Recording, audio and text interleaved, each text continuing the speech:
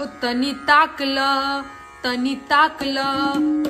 ताकल कि लीलरा पे का लिखल बा। तनी ताकल ए जी नवहन के लीलरा पे का लिखल बा।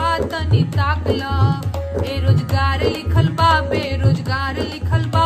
ए रोजगार लिखल बा, बेरोजगार लिखल बा। भर्ती बहाली के इंतजार लिखल बा।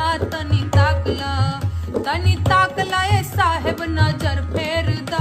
तनी ताकल ए साहेब नजर फेर दा। तनी ताकल बार झर गइल बा, जियरा डर गइल बा। बार झर गइल बा, जियरा डर गइल बा। हमर 30 ले 35 उमर भइल बा। तनी ताकल ए साहेब दया कर। तनी